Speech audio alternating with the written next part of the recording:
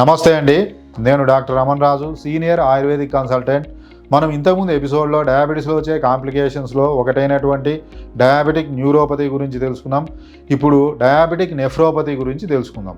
ఈ diabetic nephropathy అంటే ఏంటంటే, ఎవరికైతే షుగర్ చాలా కాలం నుంచి ఉన్నా సరే, లేదంటే షుగర్ లెవెల్స్ అదుపులో లేకుండా ఎక్కువ ఉండటం వల్ల ముఖ్యంగా బ్లడ్ షుగర్ లెవెల్స్ పెరిగి ఆ బ్లడ్ వెజల్స్ అనేవి డ్యామేజ్ అయ్యి కిడ్నీలో ఏదైతే ఫిల్టరేషన్ జరిగేటటువంటి గ్లోమెరులై అంటాం, అక్కడ ఆ సర్క్యులేషన్ తగ్గి అక్కడ వడపోత ప్రక్రియ అనేది నెమ్మదించడం వల్ల మనకు ఈ డయాబెటిక్ నెఫ్రోపతి అనేది వస్తుంది.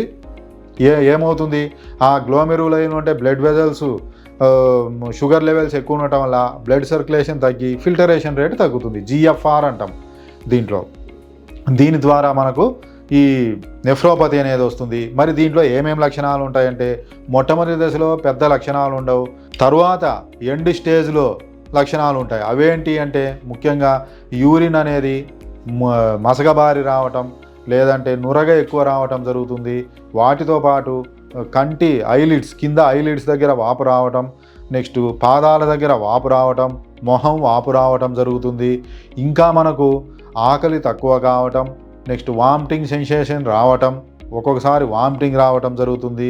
ఇంకా కన్ఫ్యూజన్ రావటం, మెంటల్ కన్ఫ్యూజన్, అదేవిధంగా ఆలోచనాశక్తి తగ్గడం జరుగుతుంది. ఇంకా మనకు ఈ డయాబెటిక్ నెఫ్రోపతిలో ఎండ్ స్టేజ్ కావటం వల్ల ఈ blood urea, uric acid next ఇవన్నీ పెరగటం ద్వారా మనకు హెపాటిక్ ఎన్సెఫలోపతి అని ఆ విష పదార్థాలన్నీ కూడా మనకు మెదడుకు వెళ్ళటం ద్వారా ఒక్కొక్కసారి ఫిట్స్ వచ్చే అవకాశం ఉంటుంది.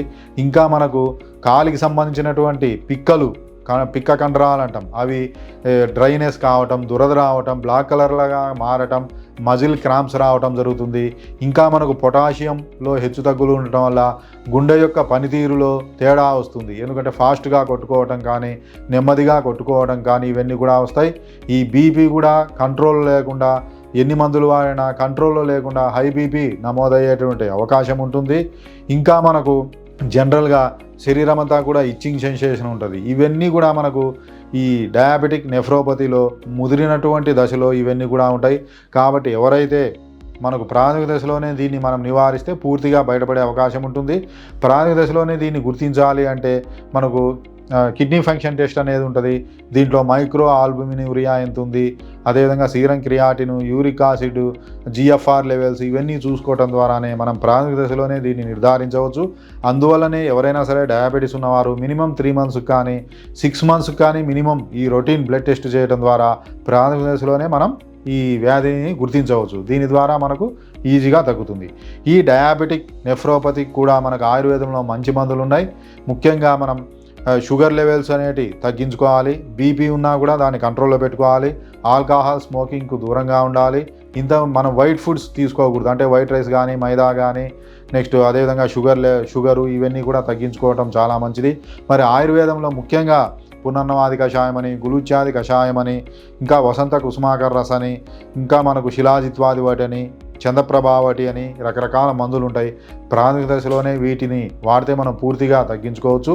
వీటితో పాటు పంచకర్మ చికిత్సలు కూడా విరేచన కర్మ, వమన కర్మ లాంటి అద్భుతమైనటువంటి పంచకర్మ చికిత్సలు ఉంటాయి. అదేవిధంగా వస్తికర్మ అనేటువంటి పంచకర్మ చికిత్స కూడా ఉంది. ఇవన్నీ తీసుకుంటే మనకు కిడ్నీ ఫెయిల్యూర్ అయి డయాలసిస్ లేదా మనకు కిడ్నీ ట్రాన్స్ప్లాంటేషన్కు వెళ్లకుండా మనం ప్రాథమిక దశలోనే తగ్గించుకోవచ్చు. కాబట్టి ఇంతకుముందు చెప్పినటువంటి మందులు, అదేవిధంగా పంచకర్మ చికిత్సలు తీసుకుంటే మనకు ప్రాథమిక దశలోనే ఈ డయాబెటిక్ నెఫ్రోపతిని పూర్తిగా తగ్గించుకోవచ్చు.